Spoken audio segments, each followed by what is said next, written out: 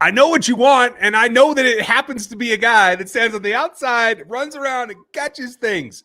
Yes, we know they need wide receivers. They need pass catchers in general, so I'm not even going to limit it to that. Welcome to RGR Football. It's the Monday Night Q&A. We're going to answer all of your questions tonight, and I know that the wide receivers are on your mind. A couple of interesting things happened today. We kind of set Chiefs Kingdom up for some decision-making process. A little bit. Just want to say thank you all for joining us. For those of you that are new, make sure you like and sub and hit that bell and start throwing your comments into the chat. There's plenty of our old school friends here. All of our regulars are in the house. We have a bunch of questions already. Thank you for setting those up. He is Dan Harms. I'm Ryan Tracy, and this is RGR Football.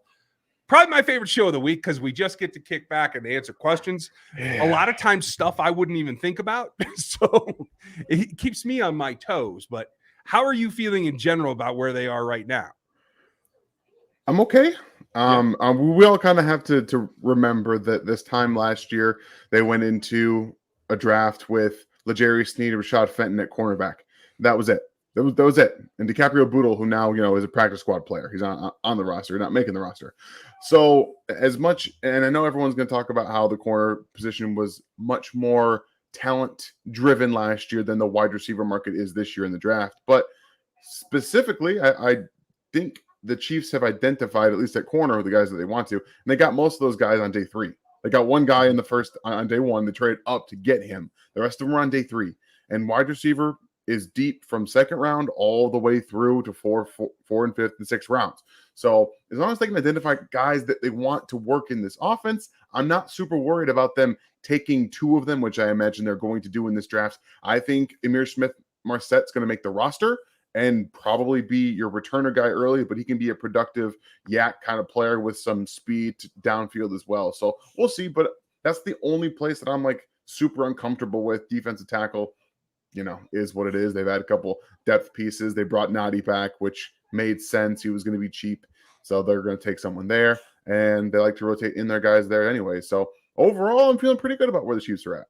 Okay. I'm glad that you do. And you kind of set it up perfect for the first scenario that I was going to throw out. And yes, you guys, we're going to get to all the news, all the possibilities, and all the hubbub today.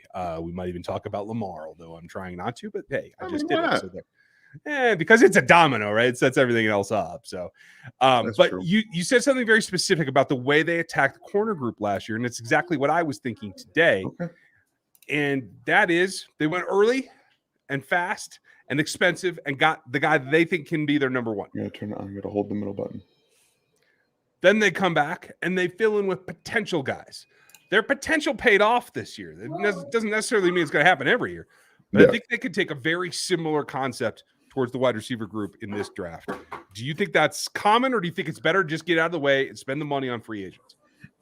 I would like both, to be completely honest with you, because especially with the way that offenses are going in the NFL, the Chiefs have this version of almost positionless in terms of wide receiver, even tight end to an extent. They want these guys you're going to go out there and you're not going to line up in the same place twice for a while. For the most part, you're going to line up at X, you're going to line up at Z, you're going to line up in the slot on reduced split. Even, Demarcus Robinson for an extended period of time was a guy who was almost like an attached tight end at times. They want you to be able to be comfortable playing everywhere and anywhere on this offense. So as long as you can identify players that maybe they're not the most efficient on the outside, they can't necessarily separate a ton, but if you can functionally play there and you can release, that's all you're really looking for. You don't need to be able to stack vertically and get downfield, but if you can release and then get into the middle of the field, then you can have somebody in the slot, maybe run, a wheel route behind you. That's what they're looking for, creativity to be able to use players in multiple ways. So what? It makes a lot of sense. And Avery is very adamant about it, folks. I think she's feeling better than she has in the last 3 days. So she's starting to talk about the movie a lot, and she's getting a little bit of energy back. So we'll see. That's awesome. Folks, want to say welcome. If you are new to the channel, hit a couple of question marks before your question here, like Mark did. And Mark, we are going to get to Ayuk here shortly. Had a couple questions before that, so bear with us as we get going. Do want to say, you guys, go check out The Athletic Matrix is out. You can get it at rogueapc.com. I'll put the banner on here in a second because, I can never type things consistently. So I got to do what I got to do and make sure that. How do I still have Coach Fast in here? He hasn't been on in a while. I still have a banner for him, and that's awesome. But hey, here you go. So there's the matrix. It's at rogatepc.com. It is exactly the same place where the draft guide will come out. For some reason, I'm having a hard time. I am not getting a count on the number of viewers, but I know there's a bunch of you in here because you're leaving questions. Yeah, I'm not either. Okay. It's something weird. But the draft guide will come out in the very same spot. So I am working away. I just about have the quarterbacks done. I was just telling Dan, I got a couple more guys done here in the last 24 hours. We're going to have that starting up. I don't know that I'm going to make my original date, which was about a week from now, but I'm going to push it. If I hadn't been sick, I think we might have made it. But right now, it's going to be what it is. You can find it here. You can get the Matrix now, and that's a nice tie-in when we put it all together with our film grades, all of my advanced production matrices that tell you how things work on the field and how you can project that off the field. And then we're going to start giving you some social media, and we'll even go over it here on the show as well. Some of the more funky algorithmic type predictionary type deals. Predictionary, I just made a word up. It's awesome. So be prepared for that. It'll be great. Now, we will get back to Mark's question because I know a lot of you have it. But first, Steve was in here first. Should the Chiefs consider bringing back UFA and former Chiefs running back Darrell Williams as a fullback? Hey, I'm all for it. You know I like Darrell. And the way that they used McKinnon last year to do the chipping and the help, like he might as well have been a fullback. So, yeah, maybe they're lessening the distinction. You're just going to have big running backs and you're going to have small running backs. Fine by me. I like Darrell. I know everybody's mad at him for that Super Bowl catch that didn't happen, but I like him. Would it have changed anything? Would they have won the Super Bowl? No, I don't care. If that's something that it came down to a catch that bounced off his face, okay, maybe I get a little upset. But I don't think so. Like, right. Nothing was happening in that game. And by the way, you guys, there's going to be a lot of questions about D-Hop and OBJ. So I'm letting you all know right now, I'm not going to click all of your questions that have to deal with OBJ and D-Hop. We're probably going to answer them all at one time. So just as a precursor, because I have already seen like 10 of them. And that's why I put this. I'm glad it's in here first, because then we're going to get to Ayuk and what happened today. Yes. Because those are the three big ones. And Chris and I did a cap evaluation on this. You guys will hear that on Locked On Chiefs. It'll debut here in about 2 hours. So check that over on the audio guide, audio platforms and YouTube tomorrow. But it comes down to this. Is we got confirmation today through the NFL Network. I can't remember who it was. I don't really care. But they're still in on these free agent wide receivers. It's not done. It's just that they have certain parameters they're willing to do and some that they aren't. And right now the cost is still the issue for both OBJ and Hopkins. But knowing that they're in on that is one thing. Executing is a different one. And so that's where Alex's question comes in. Here's why does signing back D. Robinson drafting a wide receiver feel like a Chiefs move? Because they've done something similar like that. I can't see them doing it now. D-Rob has nothing to offer this offense today. No. Okay. I know that he probably had his best season, his last time in Kansas City, but even then he had a couple blow-up games with the Ravens because he was literally the only person to play wide receiver for them. Like, they just didn't want to address the wide receiver position, and then Rashad Bateman got hurt. But there's no reason to bring him back to Kansas City. He's pretty much done here. Yeah. Yes. And so that feeds back into OBJ, and that's where Mark's question comes in. With the Chiefs cap being a little over $5 million, do you think that they're out? And they clearly are not. There's still several things they can do in restructures with Kelsey, Tooney, extension with Chris Jones. All that can get plenty of space to get all this done. It's all just timing and dominoes. So no, they're definitely not out. And we heard that confirmed today, at least whatever the whispers are going to the NFL Network. And I think that makes sense. The thing that became a complication, and you guys, while we are going to address this now, I know people will have questions later. If you absolutely have to have a question to your answer or an answer to your question, go ahead and put it in the super chats. That supports us, and it gets you the answer no matter what. We'll answer every single super chat tonight, no matter what.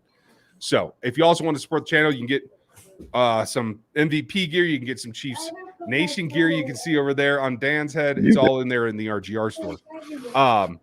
So no, Mark, I don't think they're out. Dan, great work. And thank you, Doug. Appreciate it. Than just mock dress. Rock and roll. I'm glad I didn't even know what was going on. I missed it. So I'll have to go back and watch at some point. I know. I was not paying attention is what the problem was. It's normal, Doug. I try, but thank you for your support, buddy. Appreciate it, Doug. We know tackle, wide receiver, DL are the needs. But what if Brian Branch starts slipping? Do we think about it? Do they think about it? Yes. They definitely think about it. The question is, how do they have him ranked? Because as a nickel corner, I don't think they can pull the trigger anywhere near the first round. If that's how they see him fitting into this defense. If you see him as a free safety, which I think he actually can be, and a guy that can play the robber as well, then it becomes, if everybody's gone at your top 3 positions, then you think about it. I think it's a long shot at a safety in the first, but that's just me. We know that they want to go triple safeties as often as possible. They love that. And so for the Chiefs, it's a little bit more unique situation that they can justify the expense a little bit better. I just don't feel like it happens. Do you? I don't, and I'm also disagree with you. I don't think he can play free safety at all. I think he has to be in the box or too high. I don't think he can play free safety. I don't think he has the speed to cover sideline to sideline like the one Thornhill did. No, that's true. He definitely doesn't have the same speed. I think his instincts make up for some of that, but I can see your argument as well. I definitely like him better as split safety than a single high. So fair enough. Thank you, Ian, and thank you, Doug. Ryan. Sorry, I wanted to put this back up here just so. Okay. Yes, we can see you, Ryan. Okay, good. You want to make sure they were coming through, so. Oh, okay, cool. Gotcha. Yes, we're just behind, and I'll get there, I promise. So, Doug, hopefully in the next 10 days or so is about when I'm going to be ready. We'll see how all the grading comes out. That's the hardest part for us time-wise, but I'm already starting to build the pages, and I'll get it ready for you guys. Who would you like to see from the draft come to KC? Like, if you just had your picks, fits, feel, whatever you think is going to be the best, who's your guys? I mean, I have a lot. I have a lot personally. That I would like to see in Kansas City because I like bigger bodies at wide receiver. I'd like to see the Chiefs get Cedric Tillman. But I also am understanding and getting more away from the idea that it has to be a big body. I don't think they necessarily need to in today's NFL.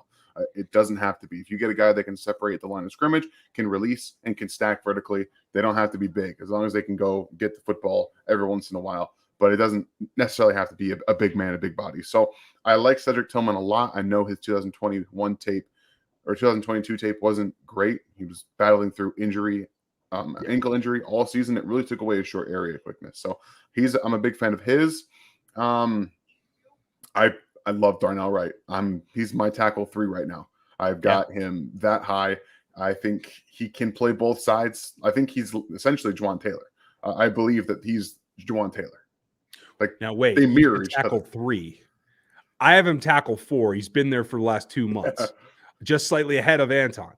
But who's not in your top 3? Paris Johnson is not in my top. Move Paris out, huh? Okay. I don't have him in my top 3. You still have Skoronski at tackle then, is what you're saying. Or did you move Skoronski to guard?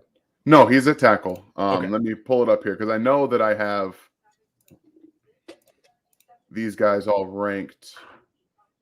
Yeah, he's still a tackle for me. So it's just Broderick is the only 7 grade that I have. And then they kind of shift out from there. And yeah, Darnell Wright's my offensive tackle 3. And then Johnson comes in right after him. Okay.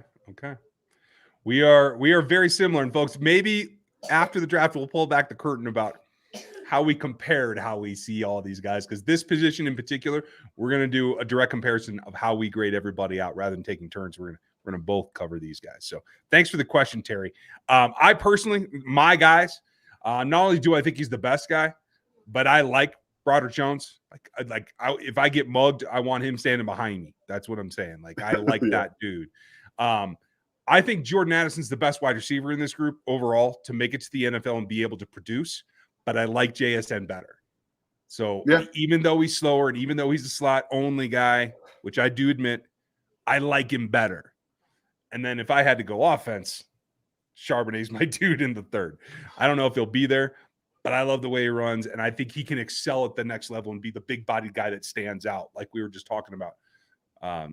One running back position now. Those are the guys I'd like to see. All right, so I just got to address Ryan here. Ryan, I do not see his super chat at all. He said that he sent one, but it never came through. Okay. I will see if I can find it on my other tracker board, and we will go from there. Ryan might be able to, Ryan. So we'll figure that out. Oh, it's going to get more difficult now. Okay. So why don't you take Mac's question, and I'll check that. All right, Mac. Thank you for the question. What do you two guys think about Nick Wright's take on the Chiefs on Fox 1? I think he's funny. I have not seen anything that he does. I don't watch Fox. I don't watch ESPN anymore. I don't watch NFL Network. So if you have something specific you want to bring to the table, I can probably give my opinion on it. But if it's something that I have to physically watch, unfortunately, I'm not going to be able to give you any input on that because I just don't watch these guys anymore. Most of the time, it's just nonsense coming out of their mouth. And they are scripted writers, people writing for them to talk about these things. And I just have no interest in that. So I apologize, Mac, in advance for anything else that you guys may want about talk show sports coverage. Good for you. You finally got to the point where I am. I have a few super chats in here. I have not seen one from Ryan yet. So we'll just throw it in the chat again. We'll make sure we get it, Ryan. No problem.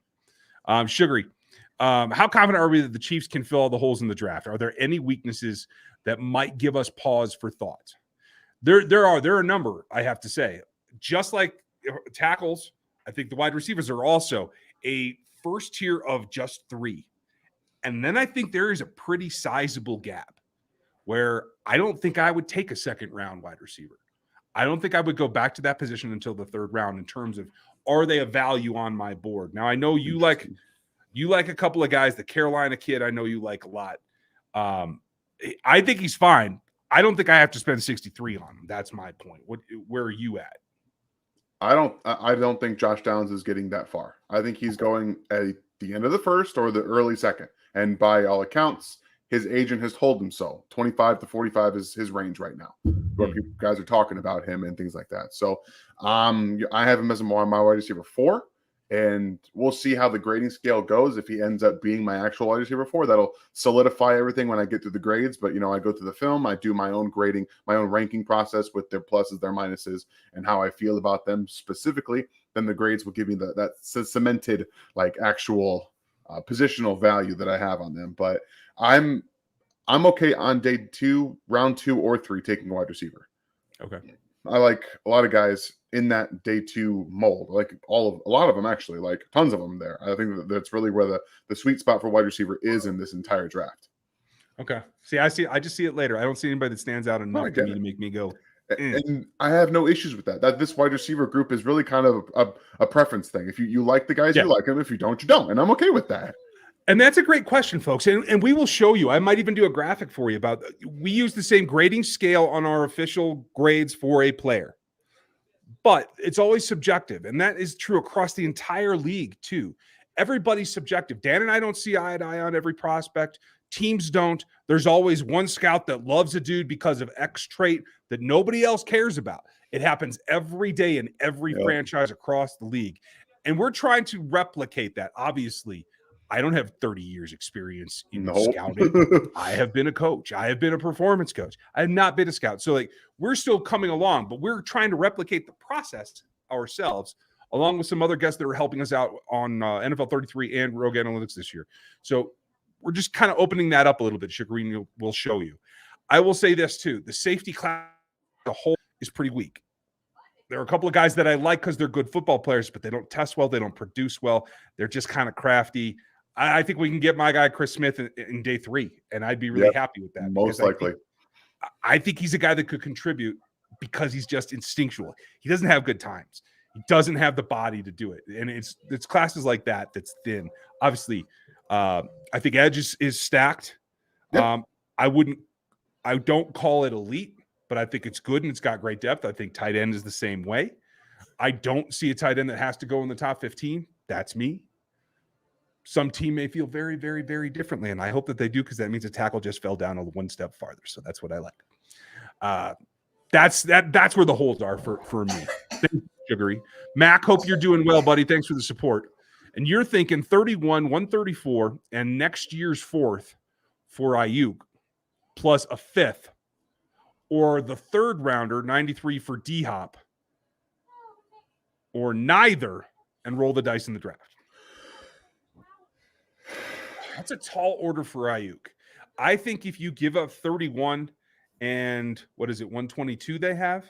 Yeah. I think you can get that done. I don't think it has to be 3 picks. I don't even think it has to be 31. You don't? I don't. I know that he's a really good receiver, but if we're being very honest, what's he done in the NFL to suggest he's worth the first round pick outside of them drafting him in the first round? I don't think there's anything that has suggested that. I think he's a good receiver. I think he might be, if he's coming out this year, one of the better ones in the draft.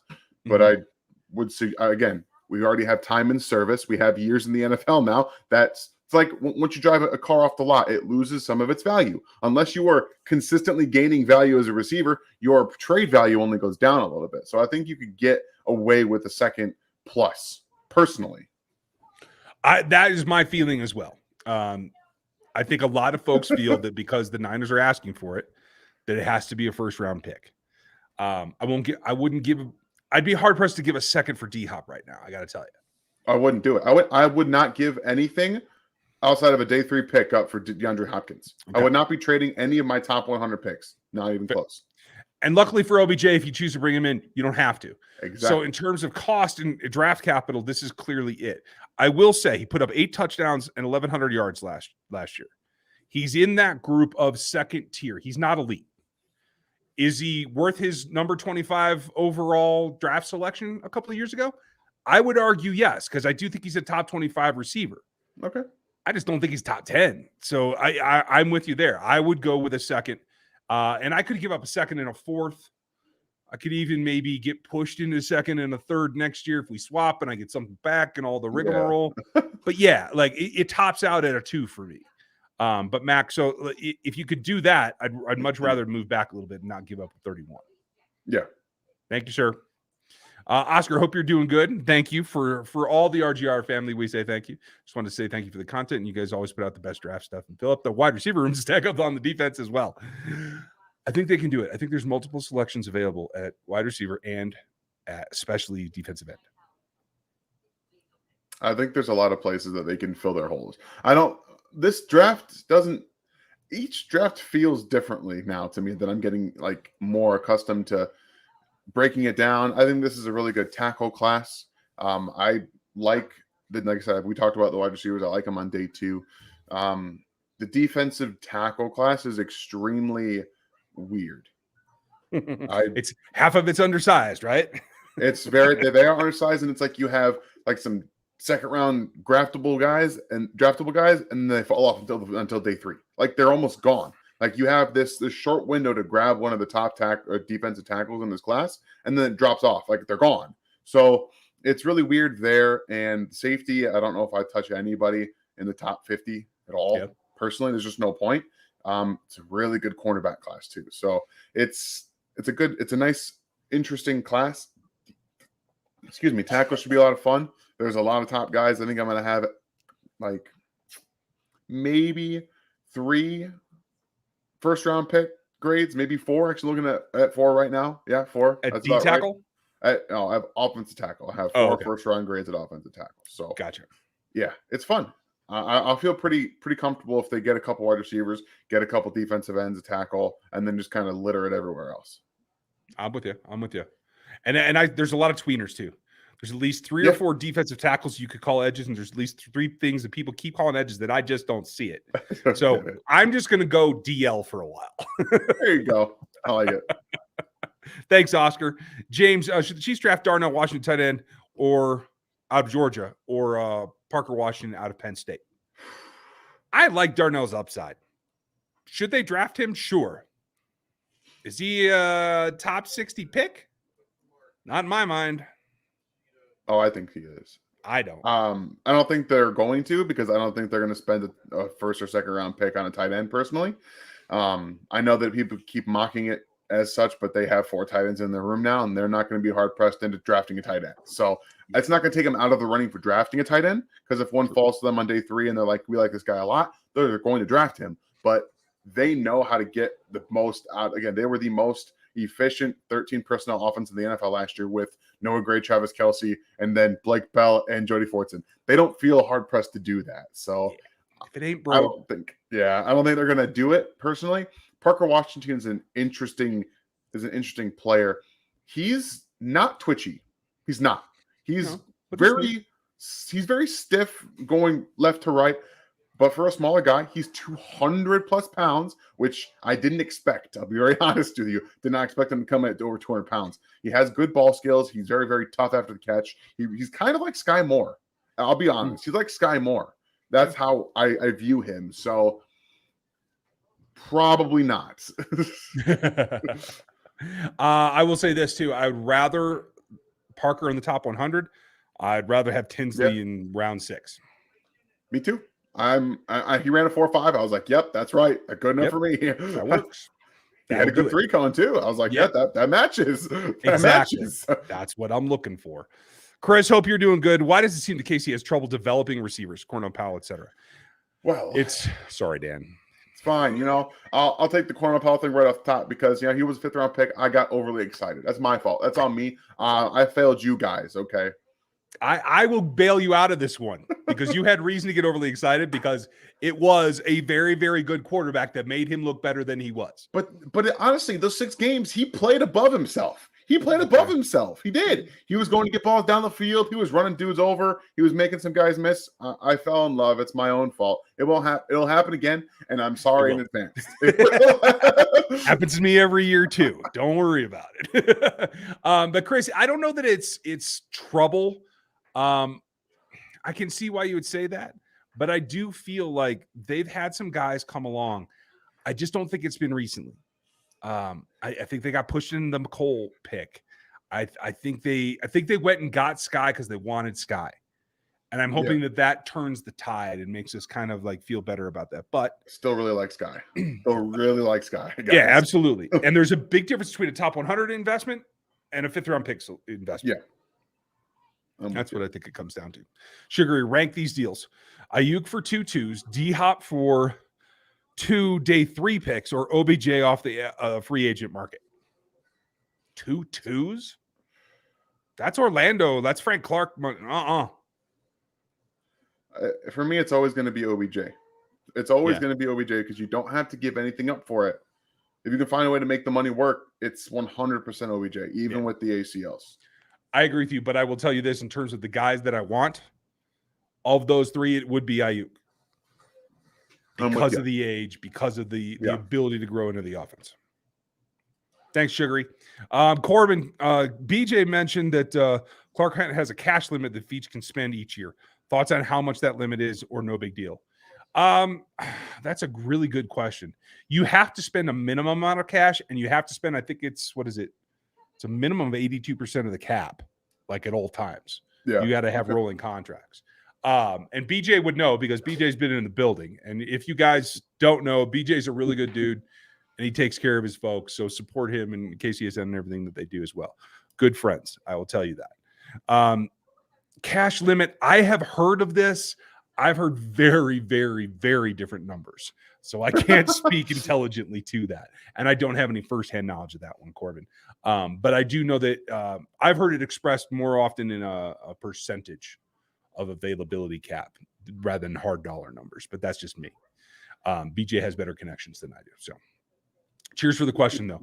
And Pono, hope you're doing well. We need to grab a tackle, no doubt in the first. Unproven Taylor on the left is spooky and possibly Nang on the right is frightening with his injuries. Brett needs to trade up. I've come to that kind of realization as well. I was hoping that I could feel comfortable with Darnell at 31 because he has been the 4th guy on my list for a long time. I just don't know if I'm quite there. Again, because when I go back and I look at the film on the left-hand side, as much as I like him, I just have trouble at 31.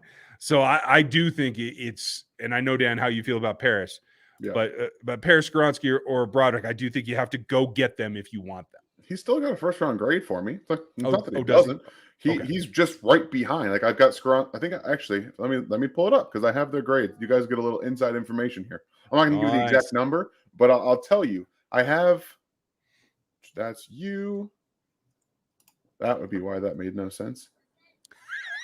I was like, that makes no sense. I must have typed something that was a word that had letters that didn't go together.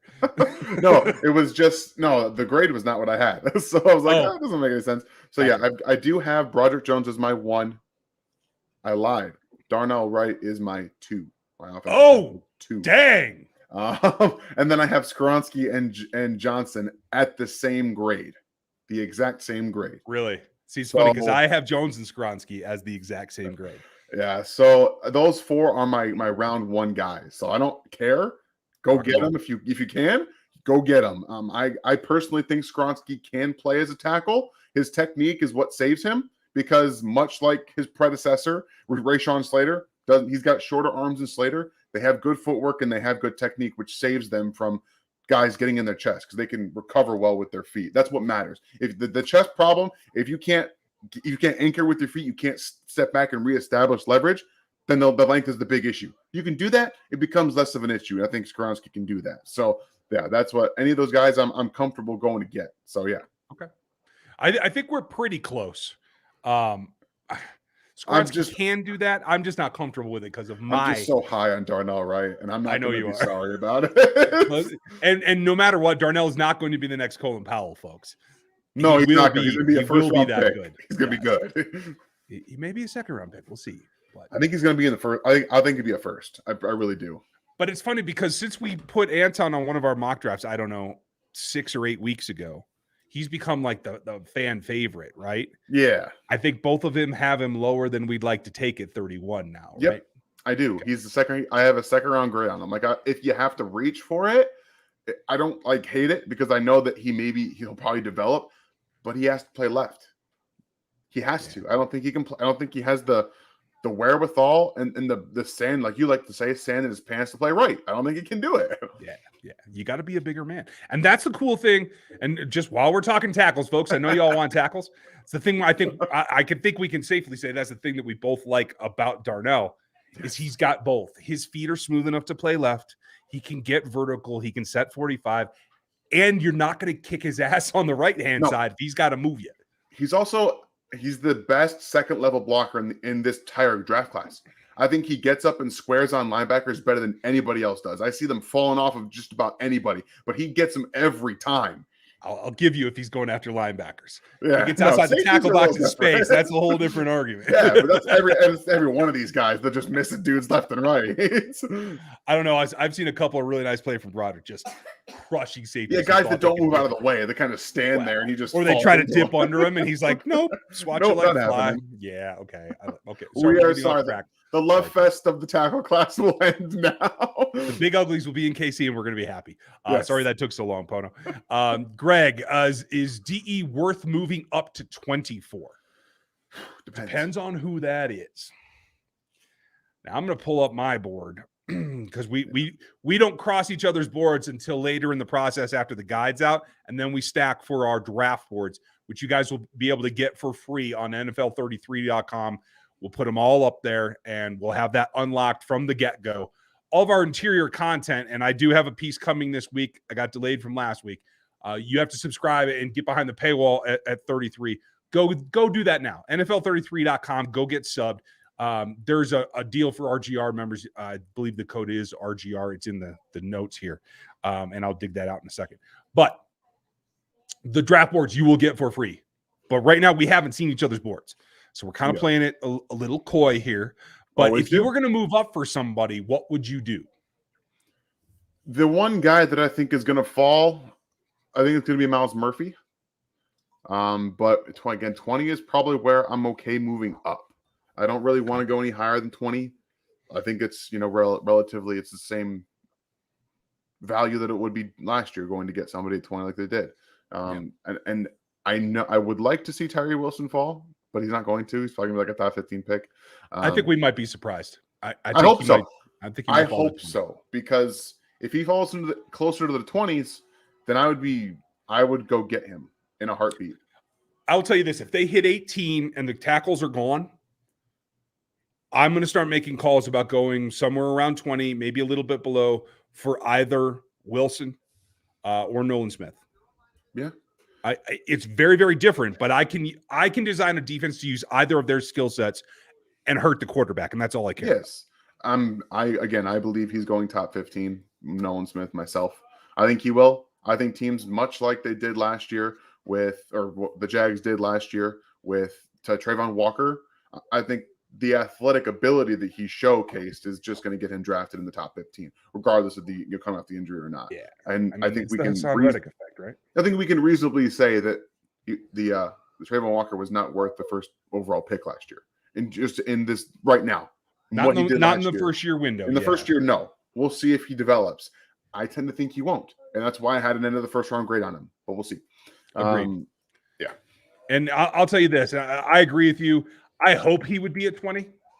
That's my personal hope. Yes. But I will say this: you're probably right, because when you look at history, and let's see, what's his name? It's Reddick, right? Reddick, Reddick. Here's the two guys that I have down as the comps for Nolan Smith for me. It is Hassan Reddick and it is Brian Burns. Yep. Burns was number 16 overall, and Hassan Reddick was number 13 overall. So that's right likely the range that I think we'll see Nolan go, because there's enough teams still running 3-4 where that's their main pass rush scenario. So we're down. Great one, Greg. Thank you. Doug, what veteran quarterback will the Chiefs sign? Thanks. I learned a lot from you. Cheers. I hope that you do. Appreciate and I hope it, Doug. We all continue to learn from each other. Yeah. I still like the idea of Chase Daniels. I don't know, man. You don't care. I don't really care personally. I think it's going to be Buechele, but I don't know if PJ Walker's on the market. Bring him in. Okay. I don't know. I don't know if he is. I think he might be still be in Carolina, but I like PJ Walker. Also, there might be an XFL guy they end up bringing in. I'll be very honest. I haven't done a ton of watching the XFL, but I'm a firm believer that this is going to work out for a lot of these guys. They're going to be in the NFL next year. Yeah. I'm writing it down. We are at 36-30. This is for Jacob, so we can pull this, because I have a scenario I'm predicting. See what you guys think. I think there are two Georgia Bulldogs on this roster that are new after this draft. I think one of them is Broderick Jones. I think the other one's Stetson Bennett, because I think that kid will just take a crushing and not care. He's got a chip on his shoulder the size of Mount Rushmore. Okay, and I think that's something they might like. It may be Michelle being the backup, being the vet now. I don't see another way around, because quarterbacks are thin on the ground, bro. I'm just telling you. Oh, they are. I'm looking at it and I'm like, I'm not bringing. I want nothing to do with Matt Ryan. I'm not bringing Marcus Mariota in. Teddy Bridgewater's done. I won't. Matt Ryan's got a nice cushy job lined up at CBS. So does he? Yeah. So I don't know if he was. I saw him on like the round table right in the postseason. So I'm thinking he's ready to go. So answer me this: Blaine Gabbert, Trevor Siemian, Brian Hoyer, Brandon Allen, Josh Jones, Tim Boyle, Jeff Driscoll, Nate Peterman. Would you take any of those guys over Chase Daniel? No. Me neither. Not one of them. Sorely ripping Perkins. No, none of them. No. I'd go get Chase and just say, come home. Yep. Super simple. Thanks, Doug. Clinton, thank you. Appreciate the support, buddy. The Taylor contract being a bad deal is funny to me. Oh, okay. He's bad. Okay. Okay. Chiefs cut him after the 24 and say 40 million in the cap. Good. We paid good tackle. I don't know. I actually saw him play much better this last year. And I don't know if that's just the Urban Meyer effect that screwed him as well as Trevor Lawrence, or if it all clicked for him. I'm going to give him a chance, and I'm going to say you're wrong, and he makes it. Is he the left? I don't know. But I think he is on the roster in 2024. Tons of things from the Doug Peterson offense will translate to the Kansas City Chiefs offense, because he runs a lot of the same stuff that Andy Reid runs. Like they goes together for a long time. He knows what he's doing. Like it's not going to be difficult for him to transition. It might be a little more difficult to transition from right to left, but I don't think it's because he's bad. He's a good tackle, and he's young. He's still getting better. Yeah, that's a plus. I will take it. Thank you, Clinton, though, and I appreciate your perspective. Because if it did turn out bad, you can move on for sure and recoup that 40. Cole, what's more likely, a first-round trade up or trade down? Right now, what they've done, I think it's the up. They feel better about it, too. They won't trade down. They won't. They got two. If you call wide receiver one of the top 5 positions, it's not one of the big 4. It's not one of the top 4 pillars. But if it's the next one, you have needs at 3 of the top 5 positional values. You gotta go up. You got it again. Look, if you guys would like to get some gear, thank you, FLDB, for triggering this one. I appreciate it. Go over to the store here. It's it's kind of a long address. It's also bit.ly/RGR store. You can get that as well. That's where all this stuff is. Rogue Nation, whole nine thing. Yards, things, whatever. Do you think trading 31 in our third this year, along with our first next year, to trade up for Broderick is a good idea? I think he's elite. I think he's very good as well. If it takes 2 number ones just to get to 18, that's too much. They gave up 2 number ones in a third for Patrick Mahomes to go all the way to number 10. That was 17 spot jump. The value of 17 spots, I get that is worth two ones, but that's going to 10 as well. I don't think the Chiefs can do that, and I wouldn't want to, but I could see giving up this year's first and third and a second next year if you got to do it. Yeah, I'm with you. Okay. Get him. Alex, is chosen one Anderson an option? I had to put this up here. Now you got to explain it to me. So Robbie Anderson changed his name from Robbie with a Y to Robbie with an R-E to Chosen. So now we have Chosen Anderson in the NFL. I won't say in there yet because he's a free agent. But no, he's not an option. He's an awful receiver. I did not know that. I have been head down in too much other stuff. Dang. Oh, Ryan, your boy McIntosh ran a 4.7, slower than 3 cone in some tackles. Yeah, that's fine. I couldn't care less. I've seen the film. Why he's having a terrible draft season, but I like it because he's going to be there in the 5th or the 6th. Yeah, I don't know, man. I don't know what's going on. Like, I'm going back to the film, and I'm like, I don't see the speed that I thought was there either. Like, really? I don't see it anymore. But maybe that was just a couple of games that I saw. I don't know. I like some other guys with a little bit more wiggle to them. Because if we're being honest, the Chiefs have a running back that doesn't have much wiggle. True. That's what. And that's Kenny's pretty straight line, I admit. That's what Isaiah Pacheco is. I'm not going to make you like miss in the phone booth. I'm going to run you over. I'm going to run your ass over and find a way to keep going. I might avoid an open space to come run you over. Yeah, right. Yeah. Doug, thank you. And thank you, Clinton. What round do you think that A.T. Perry and Jaden Reed go? I mean, realistically, I think they're valued in the 3rd and the 4th, probably 3rd and 3rd, maybe. I think they're both going to get pushed up a little bit.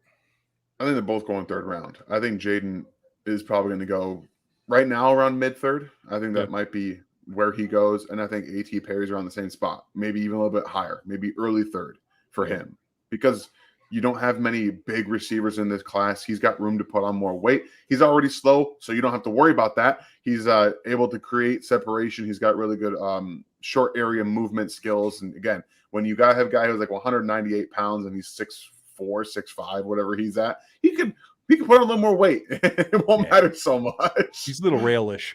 I'll give you that. Kevin, is there a Jones extension coming soon to create some cap room?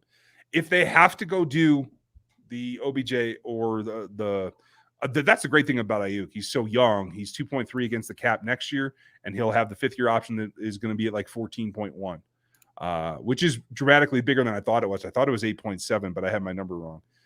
So forgive me for that. He's easily somebody that you can get under the cap for next year, and that 2.3 this year is nothing, so that's fine. Yeah. If they have to do anything else, Kevin, then yes, I do think the extension for Jones is coming. It may be coming anyway. It's just whether it's in time to do anything with it or not.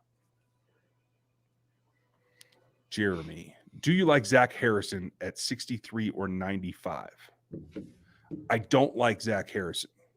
Like, he's not a guy that I think is explosive enough to counteract what he lacks. He's not dynamic. No. He's like a one-dimensional defensive end. Yeah. I would certainly, though, he does what he does well. He uses his length well. He plays with good leverage. He understands the run game okay, but he does get caught out of position quite often. 95 would be a stretch for me. 63, certainly not. 122, I'd be comfortable with. That's where I think he should go. If I had to say, hey, everybody's going off the board, I got to go at 95, I could live with it, Jeremy. But I wouldn't be super happy with it. Yeah, I think 95 is probably where the range where he goes. I think he's going to go in the third round personally, because again, the length, the size, the athletic ability to possibly have an upside there to him. So I think people, teams will kind of reach on it, but he's probably going to be around 95 where he goes. He tested pretty bad too. It's on the other laptop where I'd pull it up. I don't remember. I thought he tested decently enough, but maybe I was just imagining. Here, tell Ryan what he wants to know, and All I'll right, check. Ryan. All right, Ryan. Sorry you had to do that all over again. Thank you for the super chat and the support. It's always appreciated. Let's try this again. I was just saying, Ryan, I emailed you a little bit ago. Wanted to say thanks for getting back to me. How do you feel about a huge swing trade for Justin Jefferson? Well, I can tell you right now, the Minnesota Vikings are not trading Justin Jefferson. I can pretty much answer that for Ryan. And if they did, we're talking about a multiple 3+ first round draft picks for Justin Jefferson. No. As much as I love him, no. The Chiefs have won 2 Super Bowls. They just won without Tyreek Hill.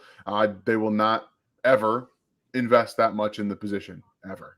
Ever. Never. You can't see me, but I can still hear you. I know you can. I know you can. Okay, so here it is on Zach. Here's the problem. Zach is unilaterally one-way twitchy. He's got decent forward explosion. Does not corner well. He's number 8 in the matrix overall for the edges. That's not including guys like Van Ness, who I have stacked as a defensive tackle, Keon White, that I have stacked as a defensive tackle in the matrix. Although in the grades, I'm going to put him back with the edges. So there's probably 2 other guys that are a little bit ahead of him athletically. But still, he's a top 10 matrix guy, right? He's got enough athleticism. Production-wise, he's number 18. Yeah. He doesn't live up to the hype. And so it's more risk. And so that's where Zach, like, if I had to at 95, okay, but I'd rather wait till the 4th. And Ryan, thank you for the support in general, but for this one in particular. If you got Justin Jefferson away from the Vikings for anything less than 2 first-round picks, someone's going to call the police because that's theft. I don't, and no offense, Ryan, like I haven't seen it anywhere Justin Jefferson say he doesn't want to play in Minnesota anymore. I have not seen that reported anywhere. Hell, I'll say it if we needs to be said. Justin Jefferson does not want to play in Minnesota anymore. Did that help? I don't know. Thoughts on Byron Young, the Tennessee version? Young, skinny, high-waisted. Not skinny. I didn't mean it that way, but thin, not the defensive lineman. I like how he comes off the corner. I think his punch and his handwork is hit or miss for me a lot. I think I've done 2 or 3 games of his film. I think he's a developmental guy that should be in day 3, maybe around the 5th round, that I think could grow into something. He's the next Kano in my eyes. Take a chance on him. Can he grow, though? He's 25 years old. Can he? Yeah. I don't know. I don't think so. How great are the edge rushing coaches at Tennessee? I'm just asking. How often do 25-year-old defensive ends that have upside develop? Like Joshua Kando was a bit older too. He didn't develop. He's been on a practice squad. Like, I'm trying to be an optimist here. They don't work out. I'm sorry. This is no offense to you, Byron Young. I know that you've got some traits and some pass rush tools. Chances are you're going to be what you are in the NFL. Ian, do you think that taking a corner in the first 2 days means they aren't giving Snead a contract? It's a good question. I will say it's probably more like they don't feel that they can get it done. Doesn't mean they won't or they're not willing. I think it might be more about how far apart the sides are and compensation more than like they're not going to. You know what I mean? It's interesting. This is an idea. This is an interesting concept. If they end up doing this, it might mean that they're comfortable getting what they get out of their corners, and they don't want to pay a corner a top value market and sell and trade L'Jarius Sneed. If that's what ends up happening, that would be if they end up taking a corner in the first 2 rounds. I think that signifies that more than anything, or that they don't necessarily think there's much more upside with Joshua Williams or Jalen Watson. That's the only other outcome. Otherwise, you're like, look at the guys, the return we got out of our young guys last year. Sneed, you're awesome, but you have a lot of trade value right now. And we're going to go ahead and cash in on that and keep developing corners because we think we have a pretty good system here. I will revolt. L'Jarius Sneed has been my guy since pre-draft. He will stay in Kansas City or I'm leaving. Oh, did I say that out loud? Well, maybe I shouldn't have. No, I'm not leaving, but I would be really disappointed. How do you guys feel about this comparison? Rashee Rice, poor man's, and a little less explosive Deebo Samuel. What I've seen from Rashee Rice does not remind me of Deebo hardly at all. I think Deebo corners a lot better. I think he's more explosive out of his cuts. And I think that's like the signature part of Deebo. But in terms of like size, build, like I think I've seen Rashee look like he's a little thicker build if I remember his body type right. I don't know. He's like 6 foot, 205, 10 pounds, something like that. So he's not like thick. Okay. What do you think? You've watched more receiver film than I have. No offense, Ryan. Right, Rashee Rice doesn't resemble Deebo Samuel. He is not nearly the after the catch threat that Deebo Samuel is. And Deebo Samuel is basically a running back playing wide receiver. He can do all the wide receiver stuff you're looking for, but he makes you miss in open space repeatedly. Rashee Rice has a little bit of wiggle to him. He's not the guy that tested, in my opinion, on tape. Really? What I've seen. Okay. I didn't see the explosion. It was extremely rare that I saw him jump out of a gym. I saw him get off the line consistently. He has inconsistency with his get off. He does not do a ton of stem manipulation. I don't know. I don't see the acceleration and burst from him that he tested and that like a guy like Deebo Samuel is. So he's got the tools, but he doesn't know how to use them. And I've also heard that he's possibly dealing with an injury this last year. I don't know if that's possible. But again, it's hard for me to, and even at the Senior Bowl, he was inconsistent with a lot of that stuff. So I'm going to go ahead and side on my eye instead of like the combine results. What I saw is what I'm going to lean with, and I'm going to be right back as my daughter's calling for me. Cool. I will echo that too, Ryan. I liked Rice right when like the first half of the first practice at the Senior Bowl, and then he kind of fell asleep and went away, and I'm not sure why. Maybe it's that injury Dan's talking about. I haven't done a lot, especially the smaller school film like SMU. So not saying he couldn't be. He certainly has the tools, the physical tools to develop to that. I just haven't seen it yet. So cross our fingers. Corbin, A.T. Perry in the second or third, or Quentin Johnson in the first. Perry, definitely. I think there's some serious risk with Quentin Johnson's game. That dude disappears at times when he should be dominating. Yes, he has big games. I know every K-State fan feels that way. But I don't trust him to become the guy that you see on those big games. He's not Mike Evans. He's not whoever else you want to say that's a big, fast receiver, that can dominate. He just can't do it consistently. And I don't think that's something that you develop at the NFL level. Scott, considering the success the Chiefs have had with multi-tight end sets, do you think you see them moving into a tight end heavy, not so much of a focus on a traditional wide receiver position? I really don't, only because they can't really afford to. I mean, they do 13 a lot. We've even seen bigger jumbo sets, but the guys that they do that with, particularly Kels, Fortson's an old wide receiver, Noah Gray, like they're all, I don't think it's heavy. They could still be wide receiver body types. You know what I mean? I think what's more likely is that you continue to see them not try to convert basketball players to tight ends, but big wide receivers to tight ends that they feel they can put weight on. My long shot for that is a day 3 pick named Elijah Higgins out of Stanford that I would love to see try to become a tight end. I think he could be the next Jody Fortson. That said, I am still pulling for Jody to hit his upside. Thanks, Scott. I wasn't at first, B says, I was not a massive fan of Quentin Johnson because he's a fairly raw guy and he's a body catcher. But he's growing on me. If he's there at 21 and 25, should we start making calls? I won't. I'm sorry. I didn't see this. Oh, no worries. Did I miss something else? No, the question just before talked about Quentin Johnston. So I just stacked up questions that were the exact same thing up together. Sorry about that. No worries. Let's get your take on it, though. All right. Well, I like Quentin Johnston to an extent. He's probably still going to be my 2 or 3 receiver. We'll see. He might end up being 4 when my grades are done because his ball tracking, the way he doesn't concentrate on the football, and downfield ability for a guy who's shorter than people thought he was going to be. He came in at 6'3", right? Or 6'2". 6'2", and he's got the long arms and stuff like that, but he doesn't use them well.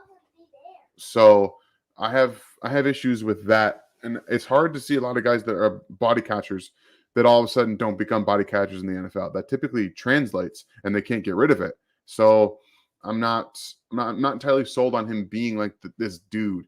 But at 21, 25, I would lean towards 25. And I understand because he is a really, really gifted yak receiver. For his size, he's going to come in being one of the best at what he does now. Like he will be. He's just that good at it. So I can see the Chiefs finding a lot of value in that for their offense, and hope you may be able to get more like a Christian Watson use out of him, because he kind of reminds me of Christian Watson. He's big. He's not as fast. He's got way more yak ability than Christian Watson has, in my opinion. But he's got that athletic middle of the field, short area quickness stuff that you can get on some deep over routes and things like that. So it wouldn't surprise me. 6.75, 208. Yeah, you're right. I'll tell you this: I'd rather have Malik Knowles in the 7th than Quentin in the 1st. Yeah, I get it. Again, I if he's around 25 and starting to fall even further, I'm probably going to be okay with that. I think he's more than useful enough to be able to do that. Fair enough. I'll tell you the guy that really disappointed me, and I don't know if they tied him to a chair or he fell down on his 40 at the pro day, but Jake Bobo ran nearly as slow as I did in college. I don't know what happened to him. On film, he's quicker than that. But he's another guy, like you were asking about before, that could make that wide receiver to tight end transition. Yeah. Do you think Downs is going to be like Dotson, where a wide receiver 2 needed team reaches for him? Because I had Dotson going in the 2nd last year. It's a good question. Absolutely. I think he's going to go in the end of the 1st round. I don't know where it's going to be, but they're similar players to me. They're similar players. I like what both of them did. I like Dotson. I had an end of the 1st round draft grade on Dotson last year. He's not the biggest guy. He plays way bigger than he is. Downs plays much bigger than he is. He's put on more weight over the course of the last year to get better at playing like that. So you guys know I'm a big fan of Josh Downs, but I can see them being very similar, and him also finding a spot in the 1st round where a team's like, yeah, we think we can make this guy work. And again, as a wide receiver 2 on a team, that's like what Dotson is. And I think you would say the Washington Commanders are pretty happy with him being a wide receiver 2 and taking him in the 1st round. That's okay with me. I'm okay with that. Sure. It all depends on what your current makeup is. You add the weapon you can add. Great question, Ruthless. Appreciate you. Thundarius, I'm all about signing all the UGA players. Yes, I figured you might be, my friend. God forbid, even at 4-7, if Kenny falls, if he's a UDFA, I'm signing him. I don't care. What do you think about Will McDonald, the Iowa State edge in the 1st round, because I am from Iowa? Will McDonald and the Iowa State wide receiver. Okay, I thought you had the position wrong. That's Hutchinson. Yeah, Xavier Hutchinson. Xavier Hutchinson is a day 3 guy. He's nowhere near a 1st rounder. Will, I think, is a mid-2nd to late 2nd guy. Functional strength is iffy at times when he has to go up against sizable tackles. He's quick. He's mobile. He plays with good energy. He's not as strong at the point of attack as, say, Felix and Uwazama is. Setting that edge, that's where I think Will falls a little bit short there. But as a designated pass rusher coming off the edge, especially in a wide 9 where he's got the room to run, I love him, man. I could see somebody taking him in the late 1st. Put the green button and take mommy into your room, please. Oh, is mom on? I can she's gonna want to go talk to mom. No, she's fine. She's gonna take Avery in her room and talk to her for a little bit so we can finish the zone up. Okay. Ryan, give me an RGR public service announcement for all those Chiefs Kingdoms banking on Justin Ross as the next great thing. Public service announcement. How is the easiest way to do that? So listen, this water is crystal clear. It looks beautiful. It's got a nice little bluish tint to it. But you got to boil that sumbitch because there's cyanide in it. You got to be careful, okay? Sometimes rivers get contaminated. I'm pulling for Justin. I know everybody had a great reaction to his social media post, and because I think we triggered that by saying, "Hey, we haven't seen anything from you, Justin, or any of Justin's guys. Show us more if you're watching." Yeah, we'd love it. We appreciate you guys checking it out. There is no coincidence that we talk about not seeing anything at all the day before, and then the next day we get a nice little drop on social media. No, I tease mostly just because I do want to give you guys a word of caution. Yes. Like, it's great if it pays off. It's great if his rehab continues from what we saw in that video to when he gets to OTAs. It's great if that continues. I'm pulling for him. But to bet on it, that's the public service announcement. You're more likely to roll snake eyes than you are sevens. So bet accordingly. It is a possibility, and it's what we all hope for. Yes. But it's not the most likely outcome. And that's the thing. Like, I think a lot of people think that we just kind of like take a moment to crap on these guys. I don't do that. I'm trying to lower your own expectations. I also want Justin Ross to be a thing. I want him to be a thing very badly because he was a first-round draftable wide receiver before he got hurt. If they fixed his foot, 100% fixed his foot, and he can get back to the explosive type of player he was, we're talking about a legit receiver, legit X, and they don't have to draft one. We might also have a little bit of an inkling of what the Chiefs think will happen if they don't take an X receiver or a bigger receiver in this draft. Right. Just keep your eye on it.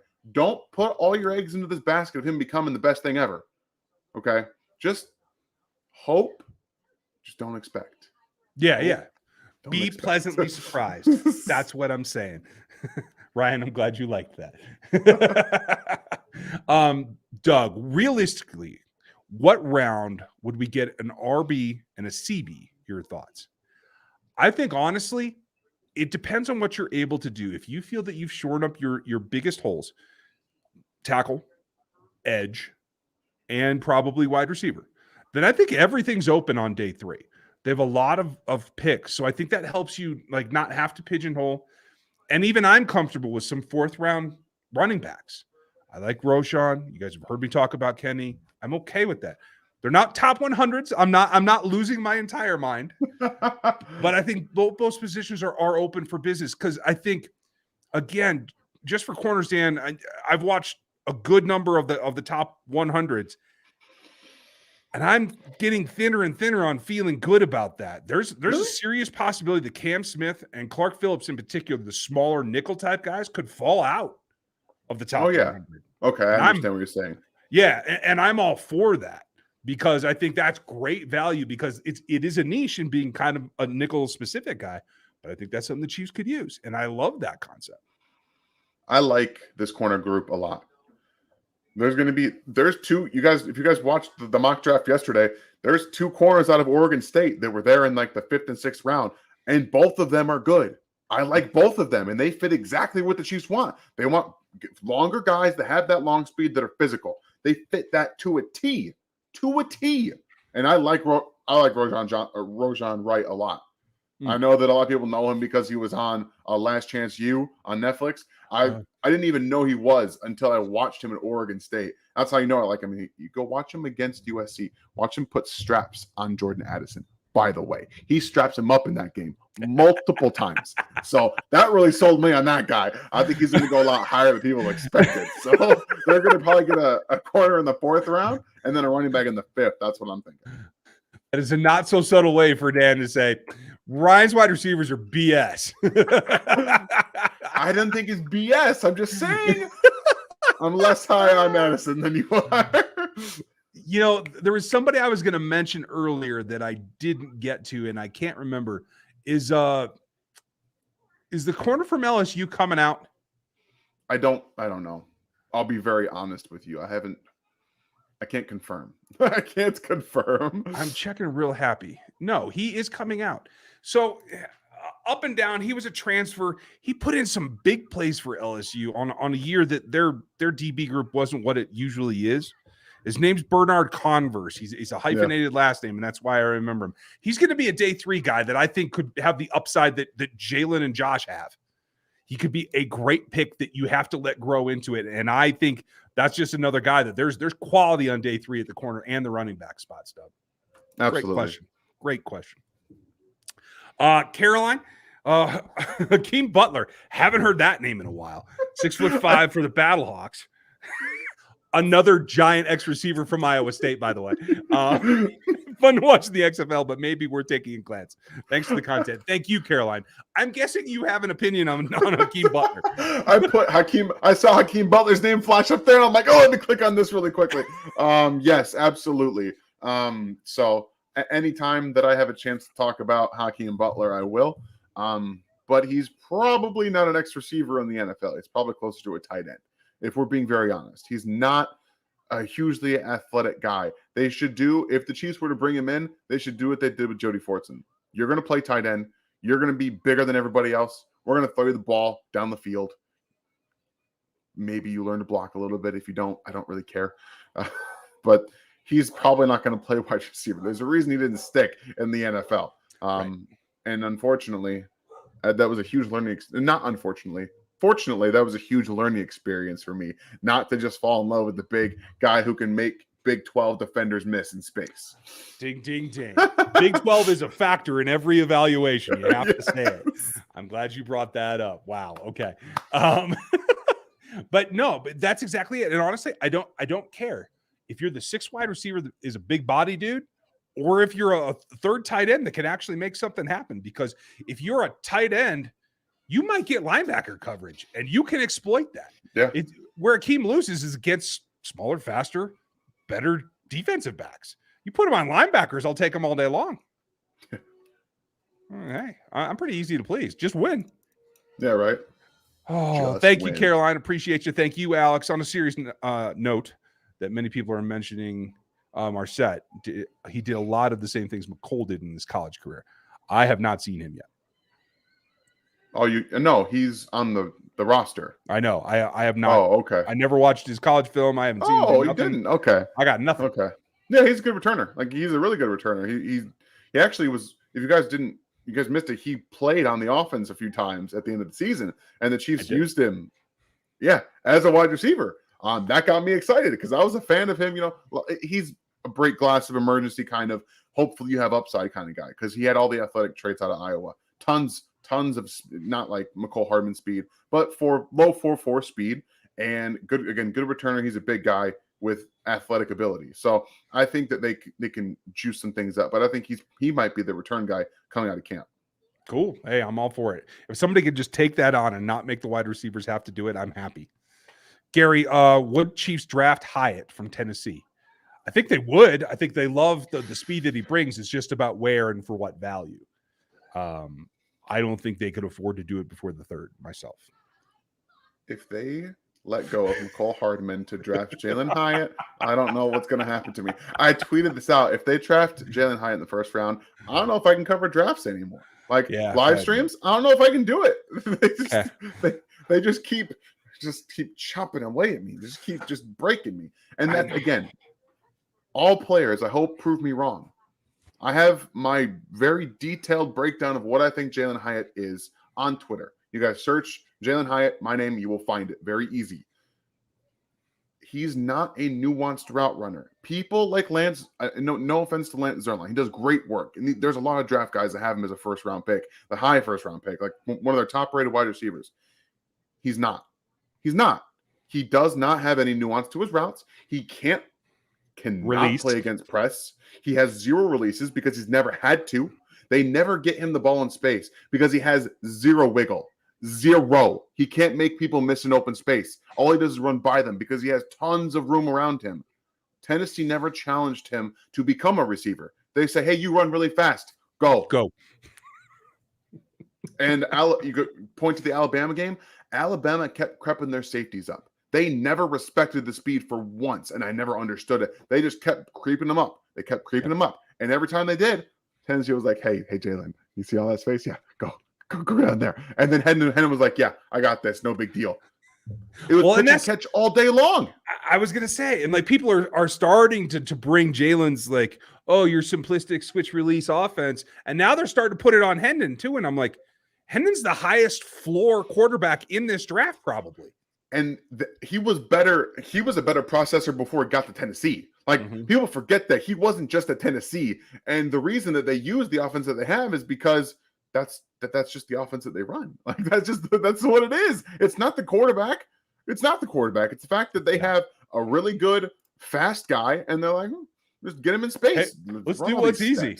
In college, they don't disguise a ton of coverages. You come out in double wide stacks, you're going to see what you got to work with. Yeah. I mean, and honestly, Sorry, you got Darnell blocking for you. You're going to have the time to let him run down there. So why not? It's okay. It's OBKB. Clinton, Noah Gray has lined up as the slot H-back in multiple tight end sets. Might he be morphing into the fullback position for a more athletic blocking back who can run routes? I hope so. I do think that element will stay in it. We've seen him run some wham blocks as well from the H side, and I love that. So, yeah, I'm totally with that. I think there needs to be, honestly, if you're going to have a fullback, you got to use him better. Andy didn't give Mike a chance this last year because they just ran dive. He didn't have much chance. And if you're not going to, then don't do it. Then just have an H-back like Noah. I like what you said there, Clinton. Absolutely. Thoughts on Bryce Ford-Wheaton as a mid-round pick? Where would you have him? Based off of the one game that I have of Bryce Ford-Wheaton, because it's impossible to get West Virginia tape, he's a day 3 guy. He's upside, drops the ball. Not the best ball tracker in the world. Doesn't play as big as you'd like him to play for a guy as big as he is. So, I don't know, like McCole Hardman with like 10 inches on him. I don't know. Like, that's what it kind of feels like, a straight line guy who's got some speed to him, but he doesn't have a ton of wiggle for like a yak receiver. Again, I've only got one tape. That's what I've got. So what I have is what I can evaluate on. I saw him live against KU, and I kind of came away with a couple of same things. He had a couple of nice plays. It is KU, by the way. We're a little bit down in the defensive back department. But he wasn't as dominant as he should have been. And that comes back to the number one thing. And if you are a wide receiver in my book and you don't catch the ball 99% of the time, and I am quite literal about there, folks. I have wide receivers in this workup that drop the ball 17, 18% of the time. You cannot play for me at that rate ever. Quentin. Yeah. Drops are going to become a big talking point here as we get closer to the draft. Not just from us. You can remember we told you first. Drops are going to be a big deal.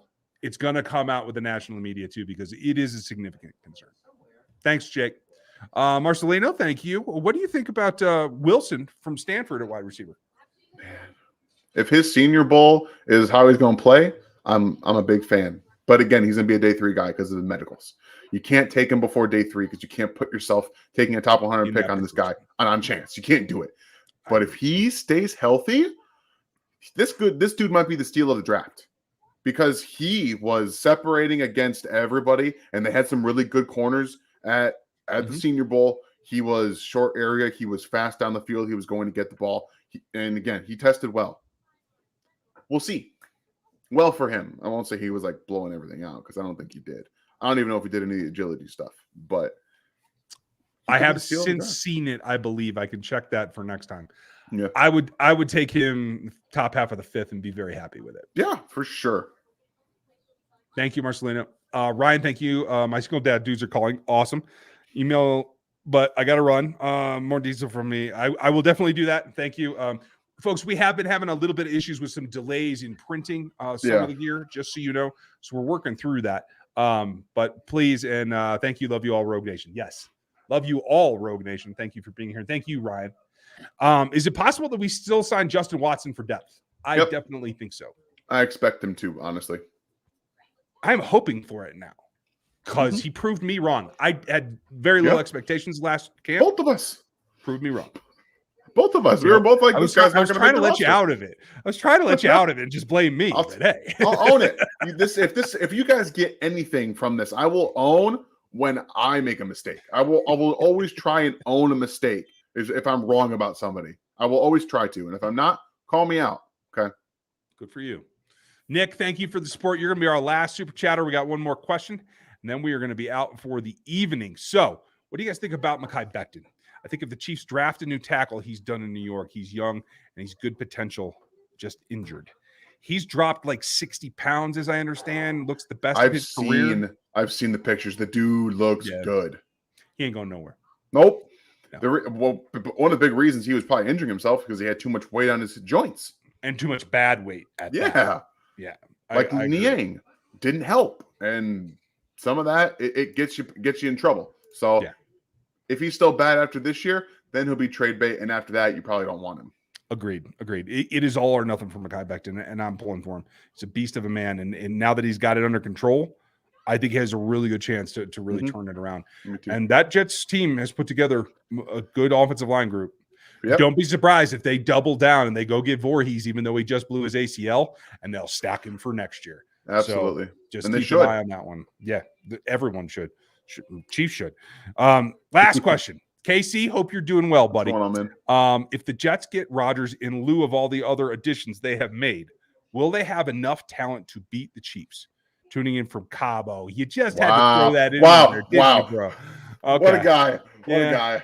Appreciate you. Send me a picture on Twitter or something, will you? I always take that same shot when I'm gone in some fun beach country with like Chiefs hat on my foot or something. I want to see that, Casey. Okay. Will they have enough?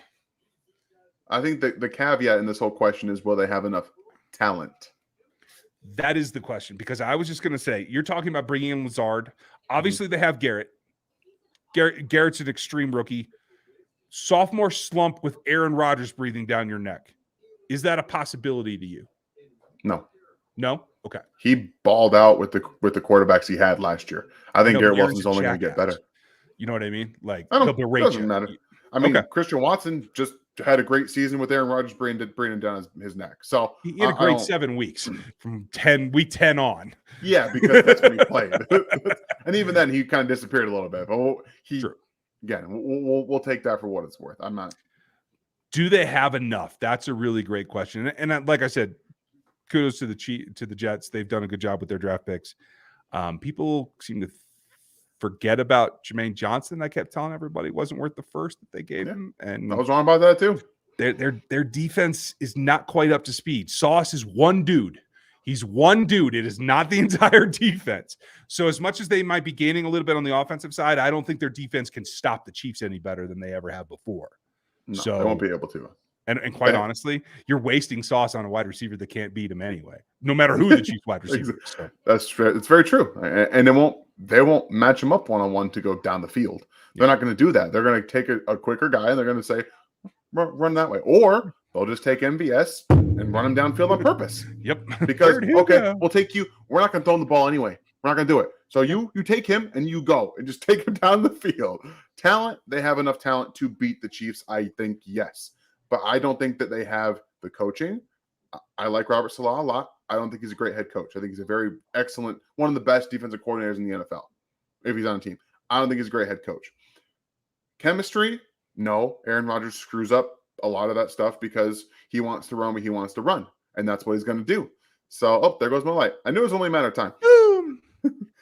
So they have enough widespread talent, and getting rid of Elijah Moore hurts them. It hurts them. Allen Lazard's not good. He's not good. He's a fourth receiver. You brought him in and you got rid of Elijah Moore. You weakened yourself, in my opinion. So, and Corey Davis is fine. He's not a great receiver. He's a 3. Yeah. So you got rid of your 2. You have your 1 and a 4. Okay. Breece Hall's going to be okay. Coming off an injury. I don't know. Yeah. I really do think that he can settle it down, but you have some significant issues there. I'm with you. Yeah, I'm with you.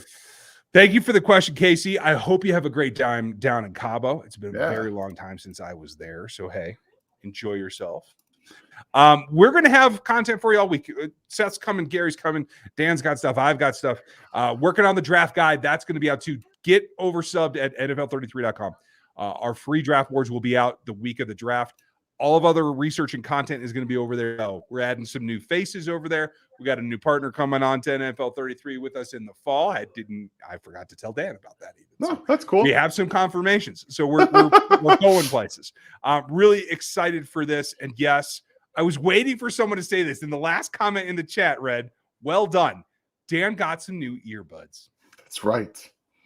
It's way easier to do this with my AirPods in. I'll be honest. I like my headphones, and they're really nice for like surround sound type feel for like gaming and stuff. But for podcasts and stuff, it's like it's a little awkward.